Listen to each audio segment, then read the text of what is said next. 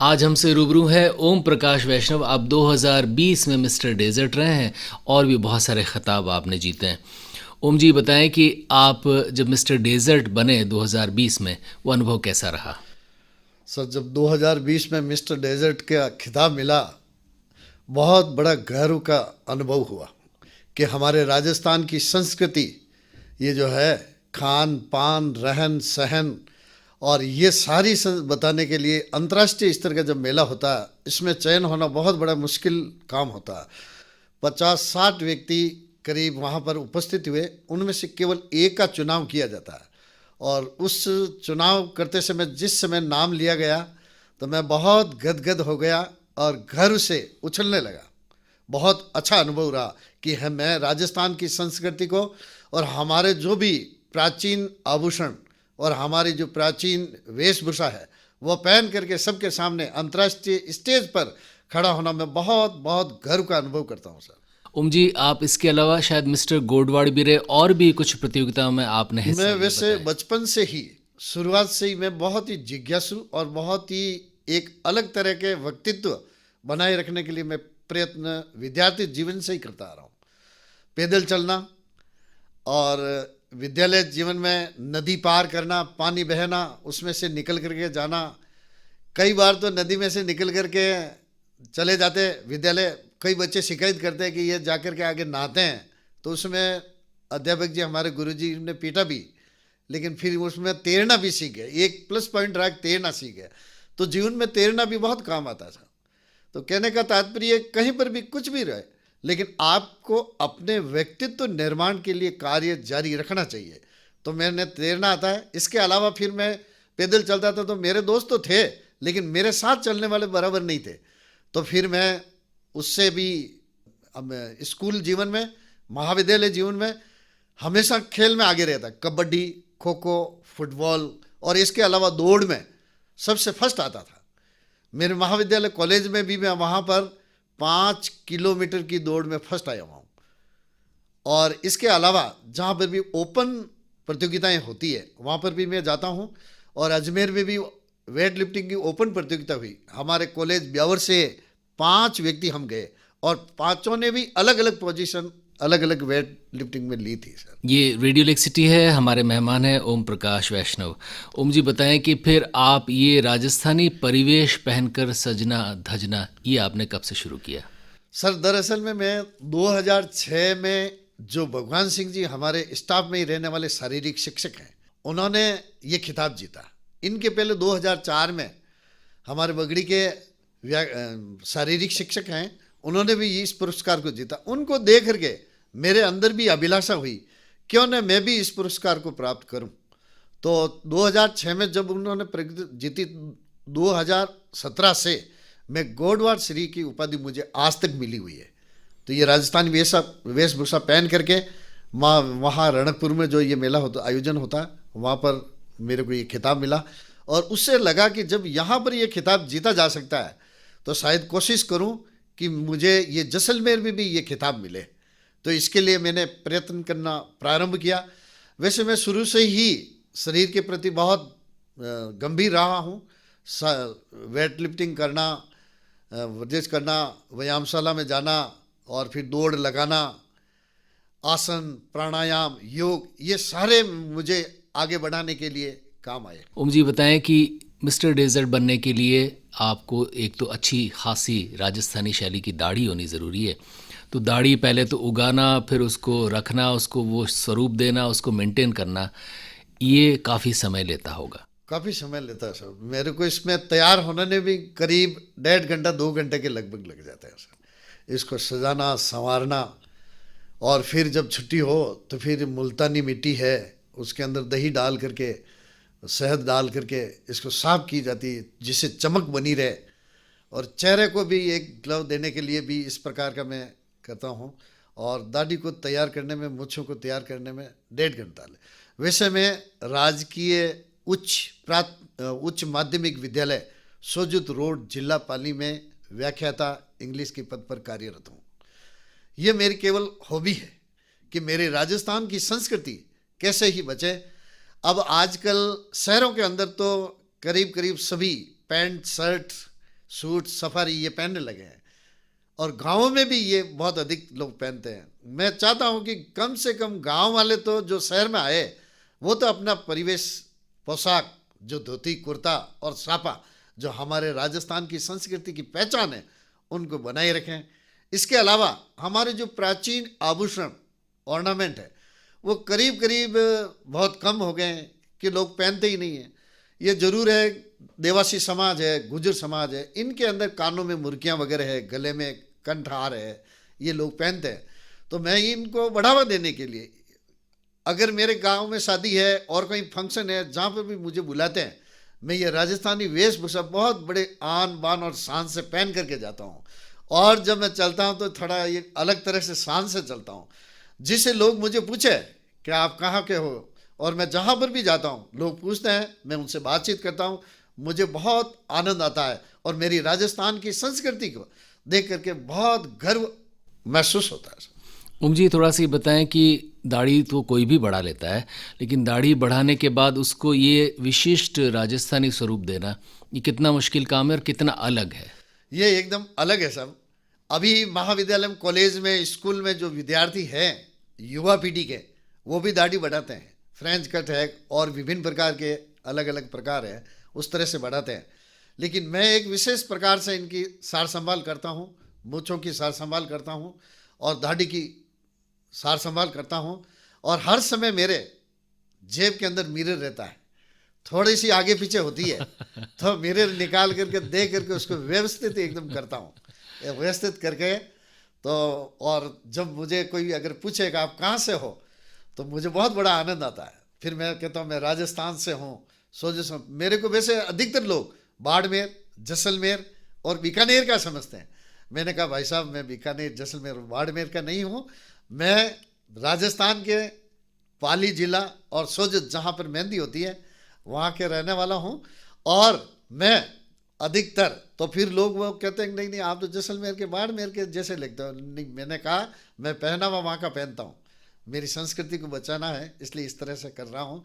और आप सभी लोगों से मैं निवेदन करता हूँ कि हमारे राजस्थान की संस्कृति बचाने के लिए हमारी जो पोशाक है, हमारे जो प्राचीन एंटीक और यूनिक आभूषण है, उनको पहने।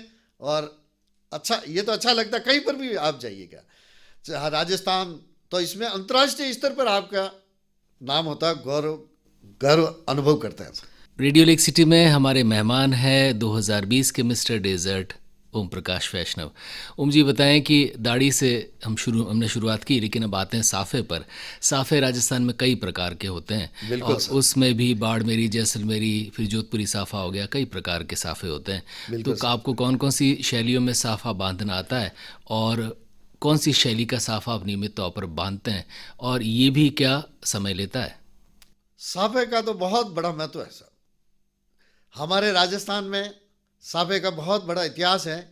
गांवों के अंदर आज भी ये प्रचलन है कि अगर किसी प्रकार का कोई समारोह, जैसे शादी वगैरह है या और कोई खुशी का माहौल है, तो उसके साफे का रंग अलग होगा सर। और अगर किसी प्रकार की मृत्यु हो गई है तो उसके लिए साफे का रंग अलग होगा। तो ये साफे हमारे केवल रंगों का ही एक साफा प्रतीक नहीं है, इसके अलावा इसमें हमारी संस्कृति के जुड़े हुए सिंबल, प्रतीक के रूप में इसको काम में लेते हैं। अगर साफा हरा, आसमानी, इस प्रकार के ये शौक को प्रदर्शित करने वाले हैं। जोधपुर का साफा एक अलग स्टाइल का होता, तो उसका मैं तो एक अलग तरह का होगा, ऊपर छिड़का वगैरह रखा हुआ और एकदम अच्छा लुक दिखाई देता है। जैसलमेर के साफा का और अलग होगा, और हमारे मेवाड़ की पगड़ी है वो भी अलग तरह की। तो कहने का तात्पर्य है कि हमारी संस्कृति के अंदर इस साफे का बहुत बड़ा महत्व है। ये रंग ही अपने आप प्रदर्शित कर देते हैं कि ये क्या चीज़ बताते हैं। शादी समारोह के बारे में बताते हैं या मृत्यु के बारे में बताते हैं, शोक का बताते हैं, ये प्रदेश है। अभी महाराहुल साहब जैसलमेर में जो हुआ, तो उन्होंने भी अपनी जो जैसलमेर की पगड़ी पहन करके वहाँ गदे आसन पर विराजमान हुए। ओम जी, आप किस तरह का साफ़ा पहनते हैं और उसमें कौन से रंगों का चयन करते हैं? सर, मैं अधिकतर पंच रंगी जो साफा होता है उसको मैं अधिक पसंद करता हूँ। उसमें सब तरह के कलर आ जाते हैं, रंग आ जाते हैं, उसको बांधता हूँ और पसंद करता हूँ। कौन सी शैली से बांधते हैं आप? हमें अपने मारवाड़ शैली के अंदर जो, और कभी कभार जोधपुर शैली के, वो भी सब मानता हूँ। ओम जी, थोड़ा सा गहनों का आप जिक्र बार बार कर रहे हैं, तो दरअसल गहने स्त्रियों से तो जुड़े होते हैं, लेकिन पुरुषों के साथ गहने, ये कल्पना बहुत सारे लोग नहीं कर पाते। ज़रूर कोई शादी की अंगूठी या एक आध अंगूठी कोई पुरुष पहन लेते हैं, या कुछ लोगों में कभी कभी चेन वगैरह गले में पहनने का रिवाज होता होगा, लेकिन पुरुषों में ज़्यादा गहने नहीं पहने जाते। बिल्कुल बात सत्य है सर। तो बताएं कि कौन से पुरुषों के गहने हैं जो हमारे यहाँ पहने जाते थे और आप उन्हें पहनते हैं। वैसे गहनों का, आभूषण का तो औरतों का ज़्यादा होता है।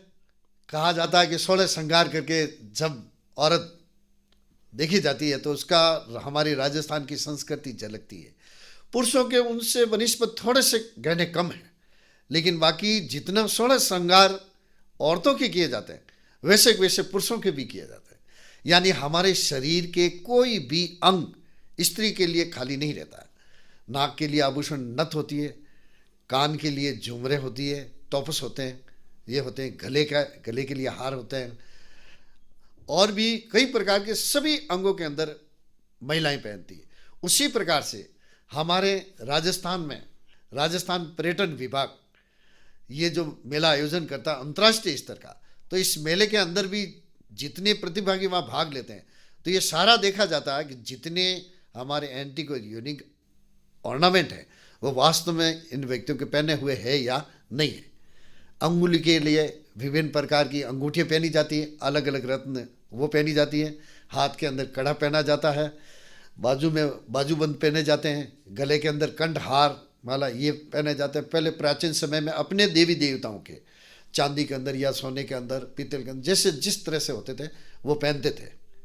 और पैरों के अंदर कड़ा पहना जाता, अंगुलियों में अंगूठियाँ विभिन्न प्रकार की अंगूठा, यानी शरीर का कोई भी अंग बिना आभूषण के नहीं होता।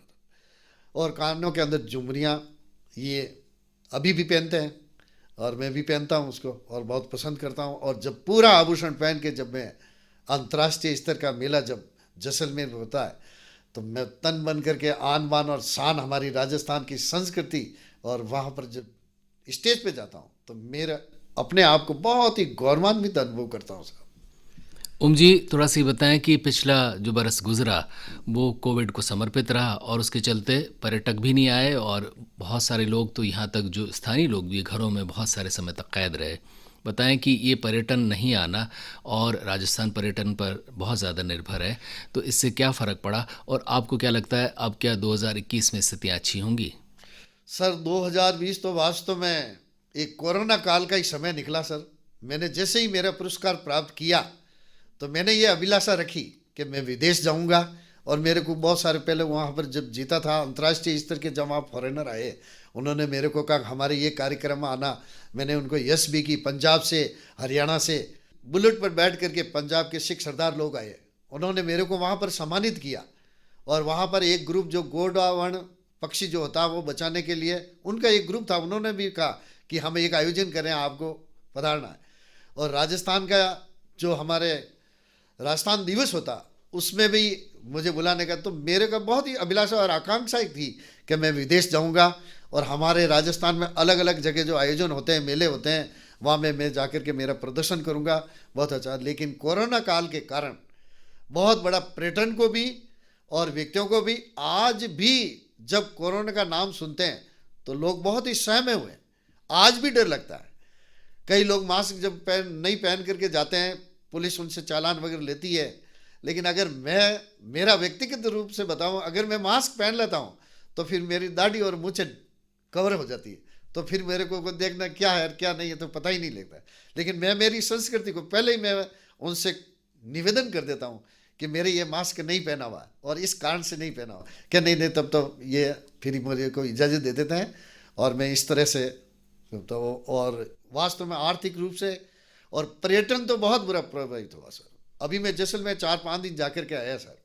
पर्यटक हमारे देसी है, बहुत कम है, और देसी पर्यटक राजस्थान में कभी भी आ सकते हैं, लेकिन विदेशी मेहमान हमारे हैं वो जब मरु महोत्सव जैसलमेर जब होता तभी आते हैं, तो इससे बहुत प्रभावित हैं। होटलें अभी खाली है, और वहाँ डेजर्ट में बहुत सारे टेंट लगे हुए हैं, वो खाली पड़े हैं। हमारे सम के दोहरे रेतीले टीले जो राजस्थान की संस्कृति को बताने वाले, वो भी अभी लोग बहुत कम हमारे देसी पर्यटक आते हैं। जब तक विदेशी पर्यटक हमारे यहाँ नहीं आएंगे, तब तक हमारा प्रचार और प्रसार नहीं होगा, तब तक विदेशी पर्यटक नहीं आएंगे तो हमारे होटल व्यवसाय और हमारा आर्थिक पे प्रभाव पड़ेगा। तो इससे मैं सरकार से, हमारे पर्यटन विभाग से यह आग्रह करता हूँ कि आप छोटा मोटा भी किसी प्रकार का कार्यक्रम, जैसलमेर मरु महोत्सव, उदयपुर में शिल्पग्राम का महोत्सव, तो इस प्रकार का आयोजन करके और जनता को एकत्रित करके हमारी ये संस्कृति को प्रदर्शित करने का हमें अवसर मिले तो बहुत अच्छा लगेगा। ओम प्रकाश जी, जाते जाते लेक सिटी के तमाम लोगों से क्या कहेंगे? लेक सिटी के लोगों को मैं कहूँगा कि आप आधुनिकता अपनाइए, अपने विचारों के अंदर रखिए, लेकिन हमारे जो पोशाक यूनिफॉर्म है वो राजस्थानी पहनने का थोड़ा प्रयास कीजिए। और हमारी आन बान और शान की ये मूछें और दाढ़ी है। आप दाढ़ी नहीं रख सकते कोई बात नहीं, लेकिन मूछें रख करके और मूछें पे ताव देना सीखें तो मुझे बहुत अच्छा लगेगा। और हमारे जो प्राचीन एंटीक और यूनिक आभूषण हैं उनको पहना रखें तो थोड़ा बहुत ठीक लगेगा। लोग आपको देखेंगे, विदेशी आएंगे वो भी देखेंगे। विदेशी हमारे यहाँ पर हमारे खाने पीने के लिए नहीं आते। हमारे ये जितने भी हमारी स्थापत्य कला है, बेजोड़ जो नमूने हैं, उनको देखने के लिए, और हमारी राजस्थान की संस्कृति का ये हमारा जो पहनावा है, इनको देखने के लिए विदेशी बहुत ही लालायित रहते हैं। मैं जब 3 दिन मरु महोत्सव में रहा तो वहां पर सुबह 7 बजे से रात्रि को 12-1 बजे तक फोटोग्राफी करवाता। लोग फोटो अधिक से अधिक खींचते। मैं भी यही चाहता कि अधिक से अधिक फोटो खींचे और वो अपने दोस्तों में शेयर करे और वो विदेशी मेहमान हमारे राजस्थान में आए, जिससे हमारे पर्यटन को बढ़ावा मिले और हमारी संस्कृति का प्रचार और प्रसार हो। ये मैं अभिलाषा और आकांक्षा रखता हूँ। सब ओम प्रकाश वैष्णव जी, आपका हृदय से आभार।